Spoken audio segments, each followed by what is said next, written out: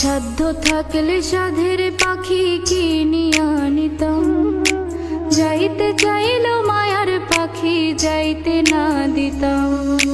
জানতাম যদি মায়ার পাখি কান্দাইব আমারে, তাইলে কি আর ভাব জমাইতাম নয়া পাখির সনে। এই পাখি ধইরা রাখা দায়, যে পাখি সুযোগ পাইলে উড়াল দিতে চায়। এ পাখি